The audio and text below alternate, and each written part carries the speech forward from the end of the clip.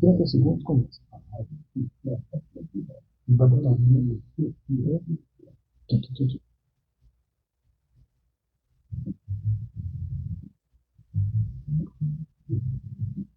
Começa agora na parte visual. Programa Agora Psicologia. Falando sobre sexualidade, saúde mental e relacionamentos de casal. Apresentação psicólogo, psicologia, Oswaldo Rodrigues. Boa noite, pessoas. Novamente estamos aqui com vocês no Café com Sexologia para discutir esses temas importantes para a sua vida, para a vida da sua comunidade. Hoje eu estou aqui com um colega nosso, psicólogo, que também é professor no nosso curso de especialização em Sexologia Aplicada, professor Edson Santos, e ele vai contar para a gente. Olha, é um tema interessante, mas espera aí, vai ter que explicar. Edson, primeiro, muito obrigado por ter vindo, por ter aceito, por estar disponível aqui para a gente. E você vai falar sobre mindfulness. Uau! Puxa, bem-vindo, Edson. Bom, Oswaldo, primeiramente, obrigado pelo convite, né? É sempre bom compartilhar esses momentos com você. Quero, antes de mais nada, parabenizar pelo programa, né? Permitir que conhecimentos que geralmente são centralizados na academia, né, no mundo acadêmico, possam ser popularizados e de alguma forma, acessados pelo seu programa. Parabéns por ele, viu? Mas ele só existe porque você e os outros convidados e a nossa equipe participa sempre. Nós nunca fazemos nada sozinhos. E é por isso que é necessário ter essa interligação. Mas, Edson, a ideia é falar desse tema de mindfulness e sexualidade.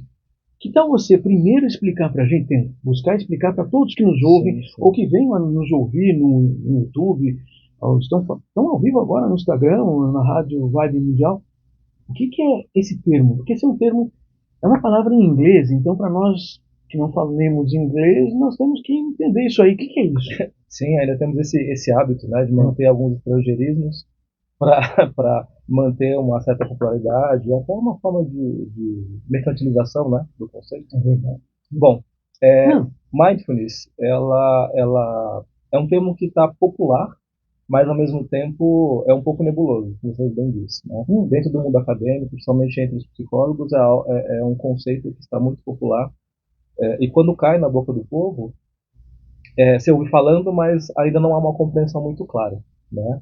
Mas mindfulness, Oswaldo, ele remonta a uma tradição de 2.500 anos atrás, né? Estamos falando de uma prática que Buda, né, Siddhartha Gautama, ele colocou como um dos itens essenciais do caminho óptico, né, que é o caminho da iluminação. Né? Lá, ele chamava essa palavrinha mindfulness de sati, basicamente estar atento. Né?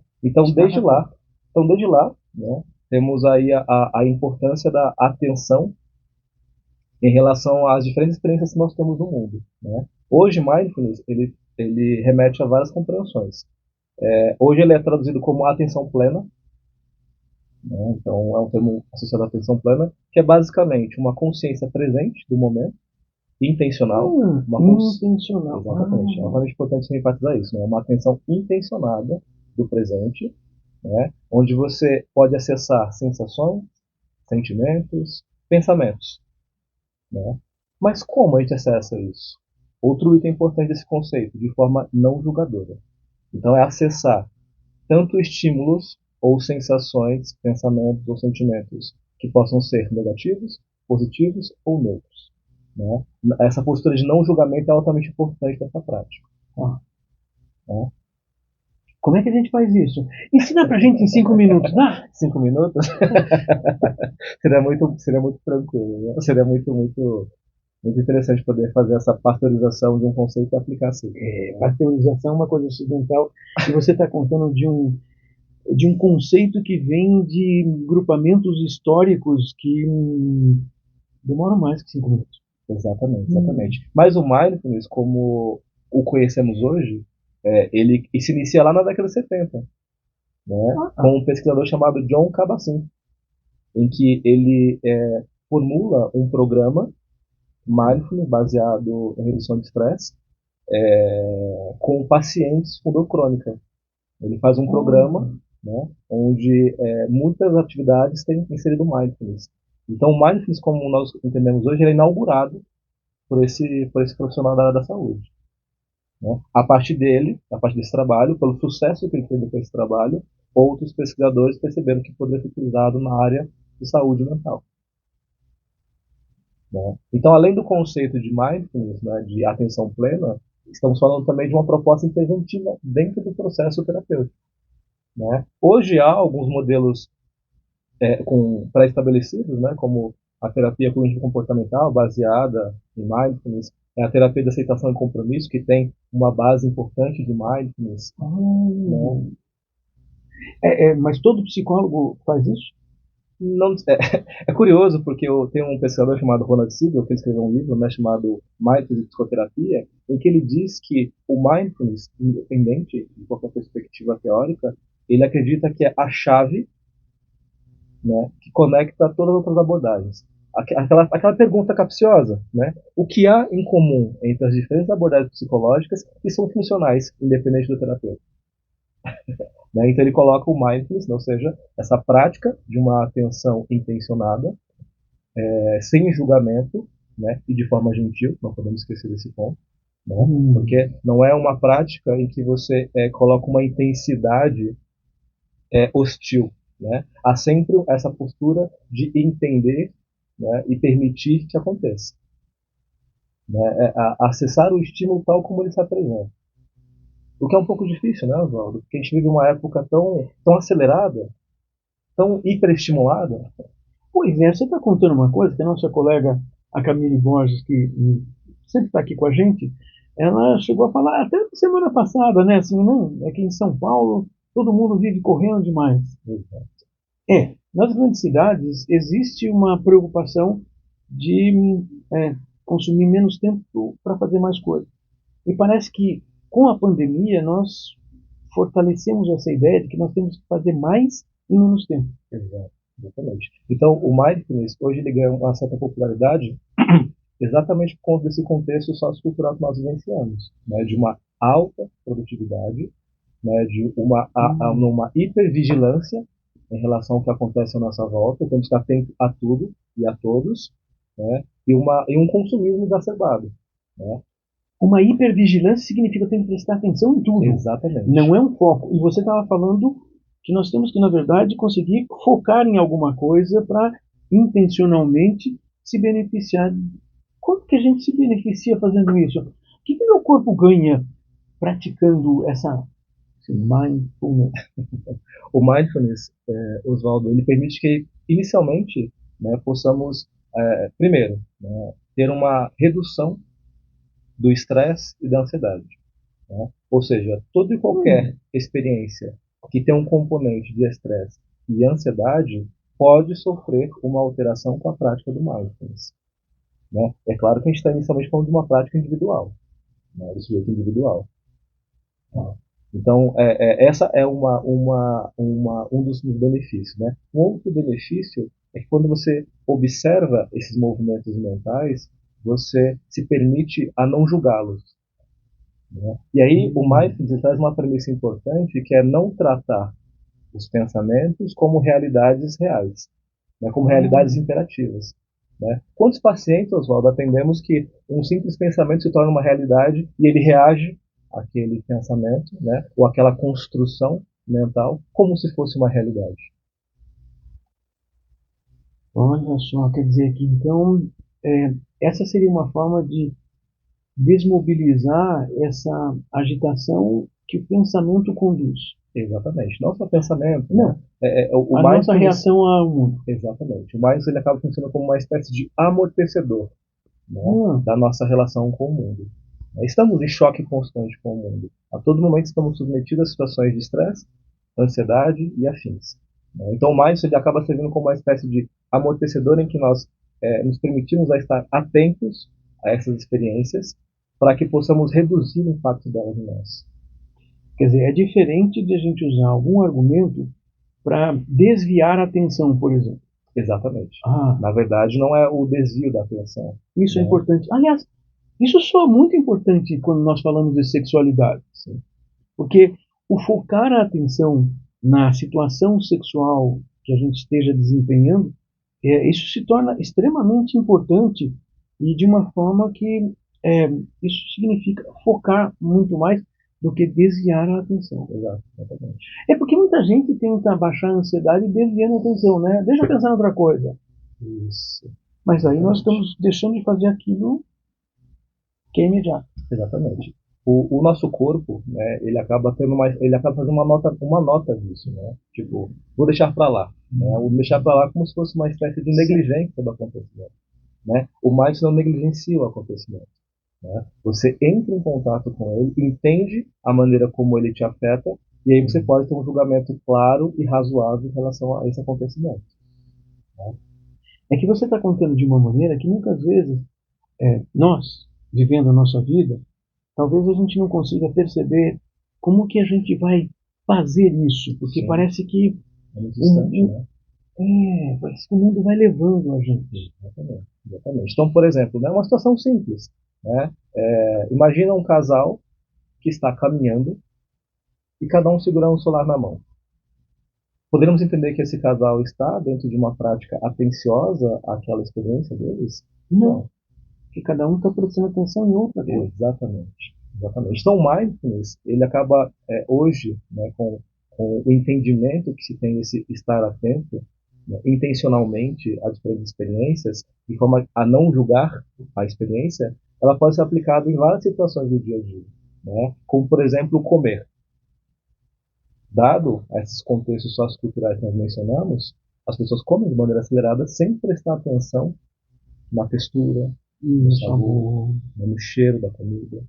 É mesmo. Aliás, a maior parte das pessoas nem faz distinção entre sabor e o aroma da comida. Exatamente. E uma boa parte do que a gente chama de sabor da comida, na verdade, é cheiro da comida. Exatamente. Exatamente. Você está falando assim, eu tô pensando aqui como a gente aplicando isso às questões da sexualidade, de um encontro sexual entre pelo menos duas pessoas, Sim. é, isso vai, isso vai a um grau muito importante. Porque, afinal de contas, se eu estou com uma pessoa, eu vou prestar atenção nessa pessoa, eu posso usar os meus cinco sentidos para obter informações a respeito dessa pessoa naquele momento. E se eu prestar atenção nisso, isso já é, nossa, isso já consome muito, muito da nossa energia. É como se você me dissesse, olha, mais ou menos para de ficar pensando em outra coisa. É basicamente isso. Ah, De maneira viu? bem grosseira, né?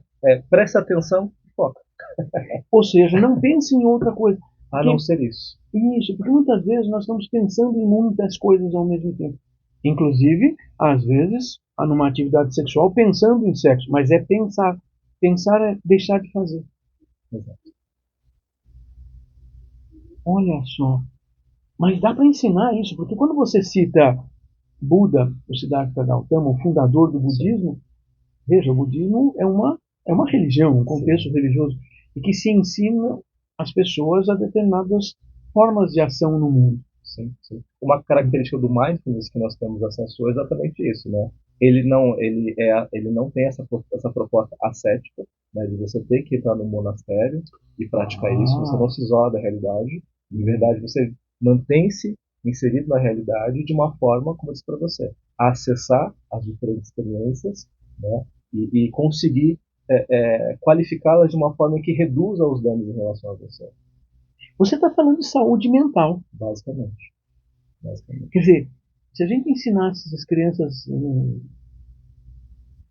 lá na escola, no Exato. fundamental, isso seria maravilha. Sim, porque as crianças elas são submetidas a diversos estímulos, né? Inclusive, os protocolos de TDAH estão contabilizando exatamente isso, Pois né? é. Até o tempo de tela precisa ser averiguado como uma forma de, será que não está influenciando na desatenção, que por conseguinte influencia, né, a É porque atitude? eu estava vendo uma comparação assim, pessoas que usam internet, adultos se beneficiam e podem até relaxar. Crianças já é outra história, porque a criança está num processo de aprendizagem. O adulto pode literalmente usar como com algum benefício. Nem sempre. Sim. Temos que entender qual é a função desse uso. Mas, caramba, e onde entra sexo nisso? Porque eu estou pensando assim, não, mas o monge budista nem faz sexo. Aliás, o monge budista, eles, como você falou, ele se isola no monastério lá. E segue uma cartilha de condutas para poder criar essa elevação, né? A maneira como chega para nós corta, né, essa relação com o religioso. Então, a prática de mindfulness não tem essa conotação religiosa, tá? Não tem essa prática ascética, essa conduta severa em relação a isso, mas ela nos permite a exercitar em todo e qualquer contexto em que a nossa atenção é submetida. E aí você já cantou a bola, Oswaldo. Quando estamos numa interação, a vida sexual ela é basicamente norteada por sentidos. E os nossos sentidos podem ser intencionalmente aplicados. Olha, e como é que a gente aplica intencionalmente os sentidos? Sim. Vamos lá, Oswaldo. Ei, vamos aprender coisas aqui, gente. Então, quando a gente está falando de vida sexual, a gente está falando de corpos. Okay? Então, a gente pode pensar que esses corpos são as estradas em que as parcerias podem percorrer. Né?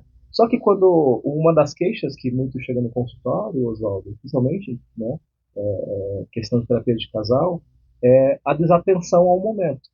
Né? Onde uma das parcerias se queixa de que o outro faz simplesmente para satisfação própria. Né? O que está inserido nessa fala? Ele não presta atenção no meu desejo. Ele não está preocupado com a forma como eu sinto o toque dele ou dela.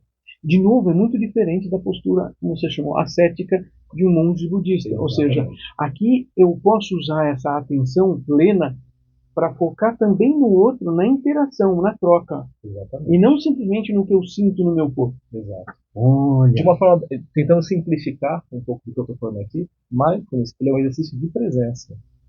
Né? Ele é um exercício onde eu estou exatamente, né, no momento em que eu preciso estar, fazendo o que eu preciso fazer.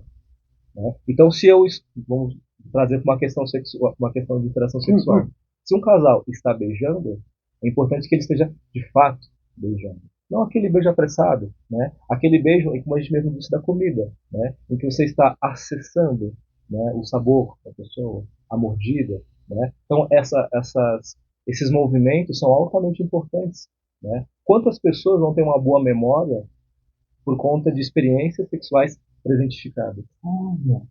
Quer dizer, a experiência sexual presentificada, ela permite a gente guardar, gravar na memória e acessar essa memória no dia seguinte, no mês seguinte, o ano seguinte, 10 anos depois. Se nós não estivermos presentes ali, nós não gravamos. Você está contando muito do que nós percebemos que é necessário desenvolver durante um processo de psicoterapia. Cada um de nós, quando vai para a terapia, nós somos, de certa forma, exigidos, né? Sim. Que o terapeuta está sempre perguntando, e aí, o que você fez, deixou de fazer, sentiu, não deixou de sentir, o que te passou pela cabeça, Opa, quando nós recuperamos isso, nós estamos aprendendo como prestar atenção na próxima oportunidade. Exatamente. Uau! É o que você falava, esse parece ser um contexto que permeia as várias psicoterapias, as várias psicologias, porque começa a mostrar que nós intencionalmente estamos fazendo algo semelhante, mesmo terapeutas de diferentes teorias. Exatamente. Então, assim, Oswaldo, só de se utilizar os 5 sentidos, como você mesmo mencionou, já temos várias possibilidades de intervenção dentro de uma proposta atenciosa em uma relação sexual. Né? Já começa antes. Né? O que permite uma relação sexual? Principalmente o encontro. Já começa no olhar. A exploração do corpo do outro. Você está prestando atenção ao corpo do outro. A como cada parte daquela pessoa promove em você uma certa excitação. Né? Desde a roupa, né? E aí partimos para o encontro em si. Né? Quando você toca a pessoa, né? O tipo de toque, a suavidade do toque, a intensidade do toque. É claro que eu estou descrevendo cada uma dessas etapas. Não quer dizer que a todo momento você vai estar lá. Né? Mas prestar atenção a isso é valorizar o momento com a pessoa. É que dá a impressão que a gente vai conseguir prestar atenção Encare cada das coisas uma por vez. Exato. Elas estão acontecendo todas ao mesmo tempo. Exato. Estão nos afetando os cinco sentidos. Nós somos afetados por estímulos o tempo todo pelos cinco sentidos. Mas ao prestarmos atenção em cada um, nós buscamos compreender o que é esse estímulo. Você está contando de um jeito que aí me passa também a impressão que aí nós podemos ser como que donos da situação e não aquela circunstância.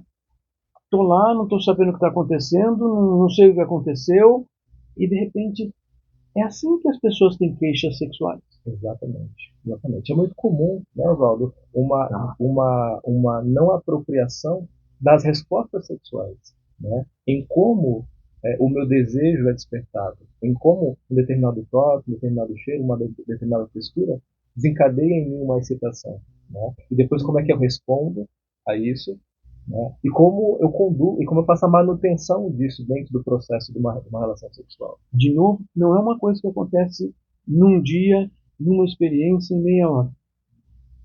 Isso é um processo. Mas parece que quando nós colocamos isso dentro da psicoterapia, é porque ao longo das semanas, nós, ali sendo terapeutas, o que a gente faz, o que nós vamos fazer, é conectar as situações para que a pessoa consiga focar a atenção, perceber aonde colocar a atenção. Exatamente, exatamente. É um treino, né? É um treino. É um treino, exatamente. Basicamente, o nosso trabalho como psicoterapeuta, utilizando a breve definição que eu trouxe de mindfulness, é esse exercício de atenção àquilo que o paciente traz, seja qual for a demanda, de maneira pré-identificada, mesmo que o conteúdo seja do passado, ou seja, de projetos, ou seja, questões ligadas ao futuro, mas sempre de uma forma identificada. E, acima de tudo, sem julgamento, para que eu possa acessar de uma forma não, sem conotações aquilo que o cliente está trazendo para nós. O sem julgamento também é pela pessoa, não somos só nós. Exatamente. A pessoa ela tem que prestar atenção no que ela sente, pensa, percebe, como ela está funcionando, mas ela não pode, então não deve dizer assim, não, isso eu já sei que é ruim. Não, eu não sei, eu tenho que viver isso e aí sim eu posso ver se isso contribui ou não para o que eu quero. Exatamente, exatamente. E é curioso porque com o tempo, essa qualidade da comunicação que acontece no processo terapêutico, ele pode também se estender para a vida conjugal da pessoa, né? Para a vida relacional. Então, mais ele permite que você também treine uma escuta ativa, sem julgamento para aquilo que a parceria está falando para você, né? Oswaldo, quantas queixas são de a pessoa falar uma coisa e o outro entender outra completamente diferente. E isso ser o nó de tensão entre muitos casais. Nós temos que prestar atenção e temos que revisar em nós se a gente compreendeu ou não. Uma boa forma de verificar isso é perguntando para outra pessoa: olha, eu entendi isso, está certo isso? Porque todas as vezes que nós entendermos algo, provavelmente nós vamos substituir palavras pelas palavras que nós temos mais costume, e isso já modifica o sentido. Exatamente. Olha, você está trazendo coisas importantes para a gente hoje. Sim, sim. E a gente pode pensar no mais como é um exercício de presença, né, direcionada, sem julgamento, de uma maneira gentil, né, ela pode acontecer tanto antes, durante e depois do ato sexual. Antes e depois. Olha, Edson, nós estamos terminando o nosso horário aqui. Eu já vou te pedir assim para ter uma mensagem que todo mundo poderia ou deveria guardar da noite de hoje. Da noite de hoje? O que você contou para a gente. Acho que a mensagem, Oswaldo, que essa prática, né, e daí por que eu acabo estudando ela, é de estarmos vivenciando cada momento em sua inteireza, né, de uma forma absoluta. Né? Como a gente trouxe a questão de casal, me veio uma frase do Belchior, né, que ele fala assim: meu bem, quando me vieres encontrar, me beije bem devagar. Me abrace, me beije bem devagar. Então, para vocês que têm esses relacionamentos, não tenha pressa, né? Degustem o momento, apreciem o momento, né? Essa postura degustativa das experiências é altamente importante e ela é altamente enfatizada por toda e qualquer prática de mindfulness. Edson, muito obrigado. porque você trouxe lições para a gente usar hoje à noite, usar essa semana, usar o próximo mês, próximo ano, viver de uma maneira plena. Obrigado. E boa noite a todas as pessoas que estão nos assistindo. E lembro vocês, semana que vem, 8h30 da noite, nós teremos uma convidada que vai trazer uma outra perspectiva. Eu falo de Denise Bruno, ela é uma assistente social que trabalha com questões ao redor da sexualidade. Ela vai nos ensinar muitas coisas aqui. Tenho certeza, a cada semana nós vamos ter coisas novas aqui. Posso contar com vocês? Eu vou estar aqui esperando. Mas vocês podem assistir durante a semana, um mês depois, voltar a assistir, porque precisamos pensar mais sobre a sexualidade para ter uma vida melhor. Precisamos ter uma vida sexual saudável, uma vida mental saudável, e a vida de casal saudável. Pensamos juntos? Pode ser? Até mais. Até domingo.